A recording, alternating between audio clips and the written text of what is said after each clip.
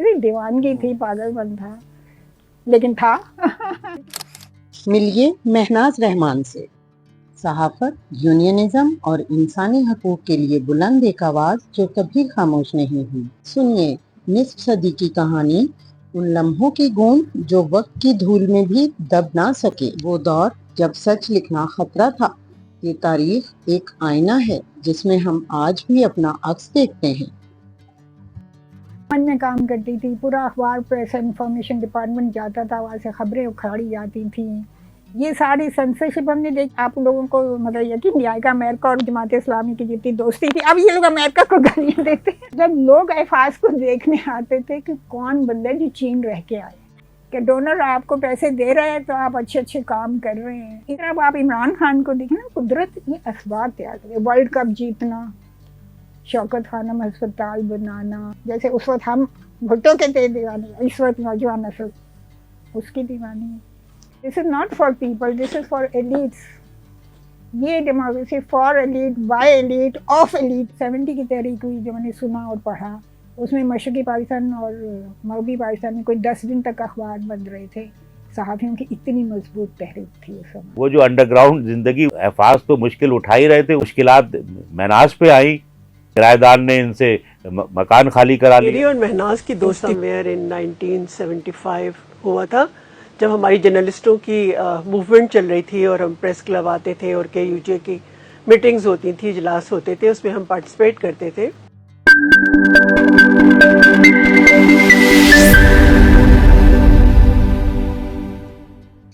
खुश आमदेद। Media notes पर देखिए समाज, सियासत और तहजीब व सकाफत की हकीकी कहानियां। आखिर तक चैनल के साथ रहिए।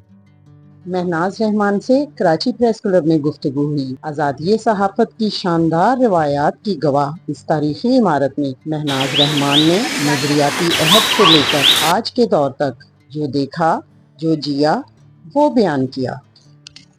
यूनिवर्सिटी में मैं जर्नलिज्म ही में दाखिला लेना चाहती थी, लेकिन मेरे वालिद ने कहा जर्नलिस्ट तो तुम वैसे ही बन जाओगी क्योंकि तुम लिखती हो और छपती हो, तो तुम इकोनॉमिक्स में करो, क्योंकि उस ज़माने में समझा जाता था इकोनॉमिक्स का बहुत स्कोप है। तो फिर MA तो मैंने इकोनॉमिक्स में किया, लेकिन आई मैं जर्नलिज्म में। जब मैंने कराची यूनिवर्सिटी में दाखिला लिया, आई थिंक ये 68-69 के दरमियान का ही अरसा होगा, तो उसी ज़माने में अयूब खान ने भुट्टो को गिरफ्तार कर लिया था। अच्छा, अब हमारी कोई सियासी पार्टी या स्टूडेंट्स की तंजीम से वाबस्तगी नहीं थी, लेकिन वो अंदर एक वो था कि ये नाइंसाफ़ी हो रही, एक बहुत गुस्सा था कि ये गलत हुआ है। तो अब हम नए नए यूनिवर्सिटी में गए थे, किसी को जानते भी नहीं थे, हॉस्टल में रहते थे। हॉस्टल की 4-5 लड़कियों को मिलके तो हमने पोस्टर्स बनाए थे भुट्टो की गिरफ्तारी के खिलाफ, और वो हमने कराची यूनिवर्सिटी में पूरे उसमें, मैं और मेरी दोस्त, उसे बिल्ली हम कहते थे, बिल्किस नाम था, हमने जाके पूरी यूनिवर्सिटी में वो पोस्टर्स लगाए थे। जो पहला एक्टिविज्म है भुट्टो की रिहाई के लिए और उसकी गिरफ्तारी की मजम्मत करने के लिए, उससे शुरू हुआ था। बातें करते थे, बहस होती थी, तो हर कोई मुझसे पूछता था अच्छा तो आप NSF में? अब मुझे पता ही नहीं था NSF क्या होती है। मुझे पता चला कि वो नेशनल स्टूडेंट्स फेडरेशन है, बाजू की तलबा की तंजीम है, और की आइडियोलॉजी, उनका मौक़िफ़ वही था जो मैं कहती थी। तो एक वो समझ लें एक फितरी इत्तेहाद बन गया, और फाइनली मैं NSF ही में ही आई। लेकिन उस वक्त 2 ग्रुप हो चुके थे, एक चीन नवाज ग्रुप, एक मॉस्को नवाज ग्रुप। हम चीन से भी हमें बहुत इश्क था, पता नहीं क्यों कैसे, माओ ज़ेडुंग, चू एन लाई, ये सब हमारे आइडियल थे। भुट्टो ने पीपल्स पार्टी बनाई और सोशलिज्म का नारा लगाया, तो मेरे वालिद तो बहुत खिलाफ थे ना सोशलिज्म के। लेकिन कहती कुदरत ने जब कोई लीडर तैयार करना होता है ना, तो उसके लिए एक असबाब पैदा हो जाते हैं। भुट्टो यानी हम लोगों के लीडर तो बाद में बने, पहले तो वो अयूब खान के साथ थे, बहुत उसमें कुछ गलत काम भी उन्होंने किए। मेरा इशारा फातिमा जिन्ना के इलेक्शन की तरफ है, लेकिन लीडर वो इस तरह से बने कि वो मसला कश्मीर पे जाके जो उन्होंने यूनाइटेड नेशन में तकरीर की, यकीन करें पूरी पाकिस्तानी कौम उनकी दीवानी हो गई थी। मतलब उनका जो अंदाज़े खताबत और जोश और जज्बा, भी कश्मीर का मसला ज़ाहिर है हमारी पेरेंट्स की नस्ल के लिए कितना इम्पोर्टेंट था। हमसे जो पहली जनरेशन थी ना, वो भी उनके करिश्मा की शिकार हो गई थी। और हम लोगों ने तो जाहिर है कि फिर जब उन्होंने पीपल्स पार्टी बनाई, रोटी कपड़ा मकान का नारा लगाया, तो हम क्या पूरे अवामी फिर उनके दीवाने हो गए थे। जो 60s का है ना, 60 का अशरा, वो दुनिया भर में इनकलाबी स्टूडेंट्स का अशरा था। मुल्क नए नए आज़ाद हो रहे थे सब, इंडोनेशिया, ये चीन भी 49 में आज़ाद हुआ ना। तो ये वो जो 60s की जनरेशन थी उसने ये सब देखा था कि इनकलाबी फ़ज़ा, एक इनकलाबी माहौल सारी दुनिया में बना हुआ था। ये नहीं है कि सिर्फ पाकिस्तान में बना। दुनिया में 2 कैंप थे उस वक्त। एक सरमायादाराना कैंप था जिसे अमेरिका क़यादत करता था, उसके बाद बरतानिया, जर्मनी, फ्रांस, ये लोग थे ये सरमायादारों की तरफ, जिनमें हमारे अब्बा जिन्हें पसंद करते थे। और दूसरी तरफ ये सोशलिस्ट कैंप था जिसमें रूस, चीन और ये सारी जो ईस्ट यूरोपियन कंट्रीज़ हैं, स्कैंडिनेवियन कंट्रीज भी कुछ। और आपको फैसला करना होता था कि आप किस कैंप के साथ हैं। अच्छा, लेफ्ट के साथ ये हुआ कि जो ये सोशलिस्ट कैंप था वो भी 2 हिस्सों में तकसीम हो गया, मतलब रूस और चीन में इख्तलाफात हो गए। तो हम लोग भी बढ़ गए, यानी NSF के भी 2 हिस्से हो गए। एक NSF जो है वो रूस नवाज हो गई, एक NSF चीन नवाज हो गई। तो पूरी लेफ्ट की मूवमेंट में ये हुआ कि चीन के जो माओ ज़ेडुंग, चू एन लाई, ये लोग हमारे मतलब आइडियल होते थे। और हमें था कि वही निज़ाम पाकिस्तान में आना आए, गरीबों के लिए, मेहनत कशों के लिए, मज़दूरों के लिए, किसानों के लिए। तो एक आइडियलिज़म था। और क्यों भुट्टो के पीछे लोग चले? क्योंकि उनको ये था कि शायद वो निज़ाम चीन वाला शायद पाकिस्तान में भी आ जाएगा, जो कि नहीं आ सकता था, क्योंकि जो क़यादत में बैठे थे वो खुद ही फ्यूडल और वो सब थे। और असली इश्क हमें इनकलाब से था कि हम पाकिस्तान में इनकलाब ले आएंगे। अरे दीवानगी थी, पागलपन था, लेकिन था। मैंने 70 में MA किया है और 73 तक मैं जॉब ढूंढ रही थी और मुझे कोई जॉब नहीं मिल रही। जबकि हमारे साथ जो राइट विंग के थे, जमीयत के लोग थे, वो तो यूनिवर्सिटी से निकलते थे, उन्हें अमेरिका जाने के स्कॉलरशिप मिल जाते थे, वो वहाँ जाके PhD करके, क्योंकि राइट विंग के थे ना। तो अमेरिका दुनिया कैसे बदलती है। मतलब जो बातें उस वक्त हम अमेरिका के ख़िलाफ़ करते थे, आज जमात इस्लामी अमेरिका के ख़िलाफ़ करती है। खुर्शीद आलम साहब उनका नाम था, जो लाहौर मुसावात के एडिटर थे, और वो मेरी तहरीरों के बहुत मददार थे जो हरम में छपती थी।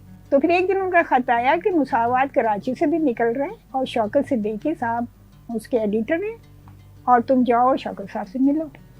तो मैं और अम्मी गए। मैं अकेली कहीं जाती थी, यहाँ तो मेरे साथ मेरी सहेलियाँ होती थी, यहाँ अम्मी होती थी। मुसावात का ना बहुत ही दिलचस्प तजुर्बा मेरी ज़िंदगी का है कि शौकत सिद्दीकी साहब से हम जाके मिले, अम्मी और मैं। तो उन्होंने फिर कहा कि मुसावात के दफ्तर जाके एफाजुर रहमान से मिल लो। तो वहाँ हम गए। वहाँ पहली दफ़ा हमने एफाज को देखा और एफाज ने हमें देखा। उन्होंने हमारा इंटरव्यू किया और हो गया। मुझे याद है कि अब वो एक ज़माना रोमांस का, इनकलाब का तो था। अच्छा, एफाज चीन से जब नए नए आए थे, तो जैसे मैंने बताया कि चीन का उस वक्त जो बाएं बाजू के लोगों में इतना रोमांस था चीन के लिए, तो मैं क्या कैफियत बताऊं उस वक्त की। तो ज़ाहिर हमें भी जो एफआर से हम मुतासिर थे ज़्यादा, तो कि चीन से आए ना, तो चीन से आए तो ये भी यहाँ माओ ज़ेडुंग की तरह इनकलाब ले आए। एफआर की और मेरी जो है ना, मतलब ज़ाहिर वो यानी आप उसे रवायती इश्क या रवायती अफेयर तो नहीं कह सकते, वो आइडियोलॉजिकल था, जैसे मैंने बार बार कहा। क्योंकि असली इश्क तो हमें ये था ना, माओ ज़ेडुंग चू एन लाई से। तो बस उसी चक्कर में हुआ कि हमें लगता था एफआर से हमारी शादी हो गई तो हम पाकिस्तान में इनकलाब ले आएंगे। तो ये एक आइडियोलॉजिकल शादी थी और इश्क भी था ही। एफआर का जो पहली जॉब थी वो अखबारी जहां में थी ना। अखबारी जहां जब निकला तो जो पहली टीम थी एफआर उसमें शामिल थे। वहाँ इंतज़ामिया ने कुछ लोगों को निकाल दिया और एफआर ने एहतजाज के तौर पे इस्तीफ़ा दे दिया। तो वो बेरोज़गार घूम रहे थे। तो जमीलुद्दीन आली साहब क्योंकि राइटर्स गिल्ड में थे और उनका चीन से राब्ते थे, आली साहब ने फिर एफआर को चीन भिजवा दिया था। वहाँ गैर मुल्की ज़ुबानों का अशाद घर होता है, उसके उर्दू सेक्शन में। वहाँ जाके वो तर्जमे करने माओ ज़ेडुंग के काम के, चीनी अदीबों के, जो भी वहाँ का था। तो इस तरह से एफआर चीन चले गए थे।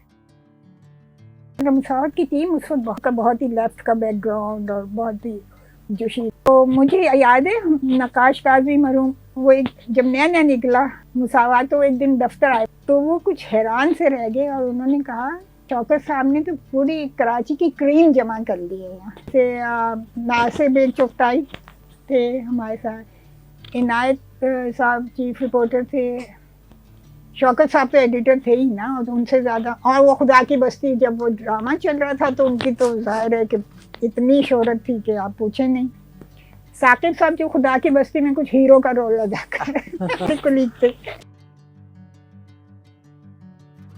देखिए, आवाज़ उठाने का मसला या अपने डिमांड्स करना अपने हकूक़ की, इसमें ट्रेड यूनियन सबसे इम्पोर्टेंट चीज़ होती। यानी तो हमने तो वो ज़माना देखा है ना जब यूनियनें इतनी मजबूत थी, ना सिर्फ सहाफ़ियों की बल्कि मज़दूरों की, और जो मज़दूर लीडर थे उस ज़माने के कितने स्ट्रॉन्ग थे, उनकी आवाज़ें कितनी स्ट्रॉन्ग थी। जो सहाफ़ियों के थे मिनहाज पन्ना, निसार उस्मानी और ये सारे लोग, हुसैन नकी वगैरह। तो सिर्फ ये, मैं इसको हम छोटे कॉन्टेक्स्ट में नहीं, ये दुनिया भर में हुआ कि सरमायादारों ने ट्रेड यूनियन को ख़त्म करने की कोशिश की, जिसमें वो कामयाब भी रहे। हमारे यहाँ तो ज़िया-उल-हक ने की, क्योंकि ज़िया-उल-हक के आने से पहले सहाफ़ियों की ट्रेड यूनियन मिनहाज बन्ना की क़यादत में PFUJ इतनी मजबूत थी और इतनी उन्होंने लड़ाइयाँ लड़ते थे। और जब मशरक़ी पाकिस्तान भी था तो 70 की तहरीक हुई, जो उसमें मशरक़ी पाकिस्तान और मगरबी पाकिस्तान में कोई 10 दिन तक अखबार बंद रहे थे। सहाफ़ियों की इतनी मजबूत तहरीक थी उस ज़माने, और वो ज़िया-उल-हक के आने तक वही मजबूत तहरीकें थीं, यूनियन मजबूत थी। उसने आके जो तोड़ा है ना, जो पैसे खिला के और रिश्वत दे के सिफारिशें डाल के जो उसने ग्रुपिंग करवाई ना, सारी खराबी वहाँ से। हम लोगों की ज़िंदगियों में और पाकिस्तान की ज़िंदगी में जो कहना चाहिए उलट पुलट हो गया ना, वो जो कहते हैं ना कि सर के बल खड़े हो गए, वो ज़िया-उल-हक की वजह से जमहूरियत को ख़त्म किया। जर्नलिज्म की वो तहरीक जो पाकिस्तान की सबसे बड़ी तहरीक थी, जिस पे एफाज ने किताब भी लिखी है, सबसे बड़ी जंग सहाफ़ियों के लिए और औरतों के लिए और मजहबी अक़लियतों के लिए, मतलब हम सब की जो ज़िंदगियाँ कहना चाहिए एक तरह से तबाह हो गई, वो ज़िया-उल-हक की वजह से। और वो जो उनका इस्लामाइजेशन का उनका अपना तसव्वुर था, जो क्योंकि उन्हें अपने इक़्तिदार के लिए उसे इस्तेमाल करना था। ये दोनों चीज़ें मैंने देखी, एक सहाफ़ी की हैसियत से भी देखा और एक औरत होने की हैसियत से, और इसीलिए फिर आगे चल के शायद कुदरत ने मिल लिए वो औरतों ही के लिए काम करने का रास्ता मुंतखब किया। इतना लंबा करियर रहा 1973 से आज तक, सोच लीजिए। उसमें जो मुझे ज़ाती सेटिस्फेक्शन है, जो वो पता है क्या, वो 5 साल हैं जो मैंने अमन अखबार में काम किया। उसमें इतने बुरे हालात थे, इतने बुरे हालात थे कि मतलब आप कुछ बोल नहीं सकते। सारे बंद थे अखबारात, रिसाले जो उनके ख़िलाफ़ थे आमरीत के, सब बंद कर दिए थे ना। सिर्फ अमन बाकी बचा था, सिर्फ हम लोग थे जो हम जमहूरियत के लिए बात कर सकते थे। तो ज़ाती तौर पे मतलब उसमें मैंने यानी कहना चाहिए कि वो दीवानावार काम किया। अमन उन्होंने एक तरफ से जारी नहीं रहने दिया था, इन द सेंस कि उन्होंने उसके इश्तिहारात बंद कर दिए थे, तो उनका ख्याल था खुद ही मर जाएगा।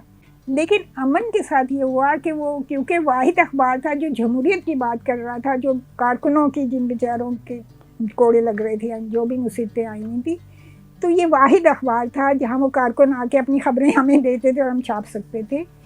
तो सर्कुलेशन इतनी बढ़ गई थी, मतलब जंग सबसे ज़्यादा सर्कुलेटेड अखबार है ना था, तो ये सेकंड नंबर पे आ गया, बग़ैर इश्तिहार के सेकंड लार्जेस्ट पेपर बन गया था। जुम्मा खान का कॉलम होता था उसमें, वो इतना पॉपुलर था। जो यानी देख, वो बात करने का ढंग वाली बात हुई, आप जिसने बात करनी होती है वो बात कह देता है। और फिर बाद में मैं जब औरत फाउंडेशन में आ गई और हम इंटीरियर सिलने जाया करते थे, तो वो जो बच्चे अमन अखबार पढ़ा करते थे वो बड़े हो गए थे और वो मुझसे आके मिलते थे और उन्हें अमन याद था।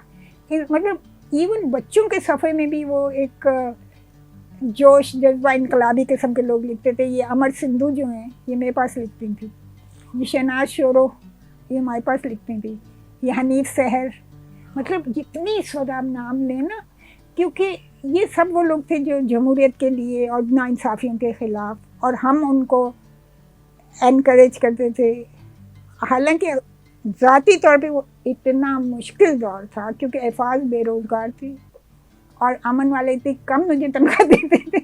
ہم کیونکہ نظریاتی لوگ تھے تو ہمیں یہ بہت سیٹسفیکشن تھی کہ وہ لوگ ہم سے جڑے ہوئے ہیں جو آمریت کے خلاف ہیں. کیونکہ اس وقت ہمارا سارا مسئلہ آمریت کا خاتمہ تھا نا. وہ جو اس نے آتی کہا میں 3 مہینے بعد الیکشن کرا دوں گا, وہ 3 مہینے 11 سال بن گئے تو وہ ایک سیٹسفیکشن جو ہے نا, کیونکہ مجھ میں وہ دیوانگی اور پاگل پن تو تھا نا کہ کچھ کرنا ہے معاشی, نہ تنخواہ اچھی مل رہی ہے, کچھ نہیں, 1000 یا 1100 ایسے. اور میں گھر چلاتی تھی کیونکہ افاظ تو بے روزگار تھی. 300-400 تو گھر کا کرایہ چلے جاتا تھا. بھائی کیسے گھر چلتا تھا آج تک سمجھ نہیں آئی. وہ امی بہت ہیلپ کرتی تھی. ایکچولی میری امی ہمیشہ میری بیک بون رہی ہیں. لیکن اس میں بھی دوسرے مسئلے ہوتے تھے کہ افاظ کو برا لگتا تھا کہ اس پہ جھگڑے ہوتے تھے. دیکھیے یہ تو میرے لیے اعزاز ہے کہ مجھے مہناز کے بارے میں بات کرنے کا موقع مل رہا. طالب علمی کے زمانے سے ہم نے دیکھا, جب میں انٹر میں تھا, NSF میں کام کرتا تھا, تو ہم تو اس وقت سے انہیں آئیڈیلائز کرتے تھے. تو وہ ظاہر NSF میں کام کرتی تھی, کراچی یونیورسٹی کی اکنامکس ڈپارٹمنٹ کی وائس پریزیڈنٹ رہی, اور اس وقت رہی جب جمعیت کا پورا زور تھا. اور ڈاکٹر اشتاق حسین قریشی جو وائس چانسلر تھے وہ برداشت ہی نہیں کرتے تھے کہ جمعیت کے علاوہ کوئی اور گروپ جو ہے کامیاب ہو. تو اس میں کیسے مہناز نے مینیج کیا. واحد NSF کی امیدوار تھیں جو کامیاب ہوئی, باقی ساری پوسٹوں پہ جو ہے NSF کے امیدوار ہار گئے تھے, اور انہوں نے 1 سال یونین چلائی. 98 میں آپ نے پڑھا ہوگا, سنا ہوگا کہ صحافیوں کی ایک بہت بڑی موومنٹ چلی تھی اور گرفتاریاں دی گئی تھیں, بھوک ہڑتال ہوا تھا جو کئی مہینوں پر مشتمل تھی. وہ اس کا احتجاج کے اندر میں نے اور ہم اور کچھ دوستوں نے مل کے ہم نے بھوک ہڑتال کی تھی. اور افاظ بھائی نے مہناز کو بینگ ہے کیونکہ وہ میرڈ تھی تو ہمارے ہی ایج کی, لیکن افاظ بھائی نے کیونکہ وہ میرڈ تھی اور کیونکہ وہ ایک بچی کی ماں تھی تو اس کو ہماری سپرویژن کے لیے چھوڑا تھا. ہماری باقاعدہ دوستی کا آغاز ہو گیا جو چلتا رہا, سالوں پر محیط ہے, وہ کوئی آج کل کی بات نہیں ہے. ہمارے بیچ میں بہت سارے اچھے برے گرم ٹھنڈے دن گزرے, وقت گزرا, اور ہم سب بے روزگار ہوئے, ہم نے بے روزگاری جھیلی. مہناز نے تو خیر ادھر ادھر کئی دوسرے اخباروں میں نوکری کری, لیکن ہمیں تو کہیں نوکری بھی نہیں ملی تھی کیونکہ ہم جس بھی اخبار میں جاتے تھے تو وہاں ہمارے پر یہ لیبل لگا ہوا ہوتا تھا کہ یہ ٹریڈ یونین کی لڑکیاں ہیں, ان کو نہیں رکھیں گے. اس میں کچھ زیادہ وہ ہو گئی تھی کیونکہ میں نے بھوک ہڑتال کی تھی اور سارے ہنگامے کیے تھے. انہوں نے خواتین کے صفحہ اور رپورٹنگ کی, KUJ میں ایکٹیو ہو گئیں, اور وہاں پہ یہ مساوات یونین میں ایکٹیو ہو گئیں. وہیں افاظ الرحمان تو ہمارے رہنما ہیں اور وہ تو ہم سب آئیڈیلائز کرتے ہیں. وہیں انہوں نے افاظ الرحمان کو پسند کیا, کے ساتھ انہوں نے زندگی گزاری, اور بہت آئیڈیل اصولی آدمی تھے. تو اصولی آدمیوں کے ساتھ بھی زندگی گزارنا بڑا مشکل ہوتا ہے. جس طرح انہوں نے مقابلہ کیا اور افاظ کے شانہ بشانہ کھڑی رہی, پھر مساوات بند ہوا, پھر مساوات کی تحریک چلی. عبد الرحمان جو تھے وہ اس ایکشن کمیٹی کے روئے رواں تھے جو آرگنائز کر رہی تھی. میری بھی اس زمانے میں ان سے ملاقاتیں ہوتی تھی, اور وہ کبھی ایک گھر میں کبھی دوسرے تیسرے گھر میں ہوتے تھے. بچی کے ساتھ یہ در بدر پھرتی رہیں. بہت مشکل وقت گزارا ہے انہوں نے. ان کی نوکری بھی چلی گئی اور افاظ الرحمان کی بھی نوکری چلی گئی. انہوں نے جس بہادری سے مقابلہ کیا اور کسی طرح کی لرزش آنے نہیں دی. یعنی ان کی طرف سے میں نے نہیں سنا کہ افاظ کو یہ پیغام گیا ہو کہ بھئی یہ کیا ایڈونچر ہے, اپنے آپ کو حوالے کریں, گھر آئیں, کرایہ دار تنگ کر رہے ہیں, مشکل ہو رہی ہے. یہ کہتی تو کہ افاظ کے اعصاب پہ تو فرق پڑتا نا. جب انڈر گراؤنڈ وہ رہے, بچوں کی تعلیم پہ بھی توجہ دی جو سب سے ضروری بات ہے. کہ بہت بچپن سے ہی مجھے یہ احساس تھا کہ میری ماں جو ہیں وہ صرف میری ماں نہیں ہے, وہ بلکہ ایک سماج کا حصہ ہیں اور ایک مقصد کے ساتھ جینے والی خاتون ہیں. میں نے بچپن سے ہی انہیں صحافت میں, خواتین کے حقوق کی موومنٹس میں اور سماجی انصاف کی ویریس سرگرمیوں میں کام کرتے ہوئے دیکھا. اور شاید اس وقت ان کی جد و جہد کو بچپن میں ظاہر میں پوری طور پہ نہیں سمجھ پائی ہوں گی, لیکن آج جب کہ میں خود ایک ورکنگ مدر ہوں, خود تعلق ہے سوشل چینج, سسٹمز چینج کے ساتھ, تو ان کی زندگی اور بھی نئے زاویوں سے میرے سامنے ابھرتی ہے اور میں اس کو اپریشیٹ کرتی ہوں. پوری عمر انہوں نے she spend her life as a working woman. انہوں نے بسوں میں دھکے کھائے، اس کے ساتھ ساتھ اپنی ایکٹیویزم بھی جاری رکھی. اور بہت دفعہ ایسا بھی ہوا کہ بابا کی نوکری نہیں تھی تو ماما ہی کی نوکری سے گھر چلتا تھا. تو basically she wasn't just a working woman but basically the only breadwinner at times in our lives. تو ہم تو ظاہر ہے بہت ان کو لک اپ ٹو کرتے ہیں. سیاست کو ضیاءالحق کے زمانے میں اتنا برا بنا دیا گیا، تو پھر آپ کے لیے معاشرے میں تبدیلی لانے یا معاشرے کے لیے کچھ کرنے کی جو خواہش تھی، اس کے لیے آپ کے پاس کوئی راستہ نہیں بچا تھا سوائے این جی اوز کے. اب این جی اوز کے چھوٹے چھوٹے یعنی وہ ہوتا ہے دائرۂ کار، وہ اسٹیٹ کی طرح ان کا وہ انفراسٹرکچر اتنا مضبوط یا بڑا تو نہیں ہوتا نا کہ وہ پورے ملک کو تبدیل کرنے. این جی اوز کے ماڈل میں یا کمزوری جو تھی وہ یہ تھی کہ سسٹینیبلٹی نہیں تھی، یعنی ڈونر ڈپینڈنسی تھی. اب ڈونر پروجیکٹ نہیں دے رہا ہے تو آپ اسٹاف کو تنخواہ نہیں دے سکتے. جہاں تک انسانی حقوق اور عورتوں کے حقوق کے بارے میں آگاہی پھیلانے کا تعلق ہے یا جہاں تک قوانین بنوانے کا تعلق ہے، عورت فاؤنڈیشن، شرکت گاہ، human rights commission of Pakistan, لوگوں نے بنیادی طور پر جو قوانین بنوائے عورتوں کے حق میں سمجھتی ہوں وہ ان کی بڑی اچیومنٹ ہے. یہ بھی ہم خوش قسمت تھے نا کہ اس وقت ایک کھلا معاشرہ تھا، بائی پولر تھی دنیا، یونی پولر نہیں. ہمارا نالج تھوڑا زیادہ تھا، اس کے باوجود ہم نے وہی غلطیاں کی کہ ہم میں سے اکثریت جو ہے وہ بھٹو کی اسی طرح شخصیت پرستی کا شکار ہو گئی. نوجوان نسل اس کی دیوانی ہے.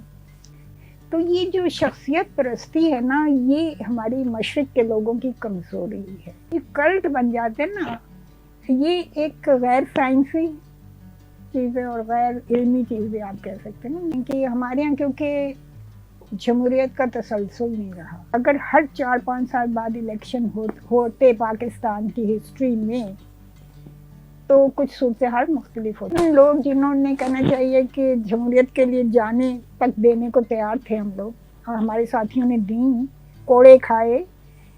تو اب تو ہمارا ایمان بھی کہنا چاہیے کچھ ڈھل میں، ان دا سینس کہ جمہوریت میں بھی آپ کو اصلاحات کی ضرورت ہے. ادروائز یہ جمہوریت جو ہے اس میں ہمیشہ ایلیٹ ہی آتے رہیں گے، امیر ہی آتے رہیں گے. جو جب تک آپ کی یونین مضبوط نہیں ہوگی، اسٹوڈنٹس یونین نہیں ہے. تو ابھی تک تو جو ہوا ہے، مطلب جو نوجوانوں جن زی یا کہہ لیں آپ، یا جو عرب اسپرنگ آئی، تو پھر بنگلہ دیش میں کیا ہوا. تو میں ہمیشہ یہی کہتی ہوں کہ دیکھیں، جب تک ناانصافیاں ہوتی رہیں گی، جب تک مسائل رہیں گے، جب تک لوگ بھوکے رہیں گے، غربت رہے گی اور آزادی اظہار کی نہیں رہے گی، تو نفرت اور غصہ ہے ناانصافی کے خلاف اور کچھ کرنا چاہتے ہیں آپ مظلوموں کے لیے، اس کے لیے کوئی ایک واقعہ جو ہے وہ بن جاتا ہے. وکلا کی تحریک کیسے چلی؟ اچھا، مزے کی بات ہے، جب وکلا کی تحریک چلی اس سے پہلے ہم سول سوسائٹی کے لوگ کہہ رہے تھے اب پاکستان میں کوئی تحریک نہیں چل سکتی کیونکہ ماحول ہی نہیں ہے. اور معلوم ہوا چلی تو ایسی چلی کہ تو بہت سالوں سے اس کے بارے میں سوچتی ہوں اور مجھے بہت ڈر بھی لگتا ہے کہ ہر ادارے کو اپنی حدود میں رہ کے کام کرنا چاہیے. آپ کی جو جیورسڈکشن جس کے لیے آپ کو بنایا گیا ہے، جس کے لیے آپ کو ٹریننگ دی گئی ہے، آپ وہ کریں. آپ ٹھیک ہے، آپ کے پاس طاقت ہے، آپ کا ڈسپلن ہے، لیکن یہ کہ کل کو اللہ نہ کرے کوئی افریقی ملکوں جیسی صورتحال نہ ہو. میں تو بس رات دن یہی دعا کروں. Please watch this video on YouTube, like, comment and subscribe. Thank you so much.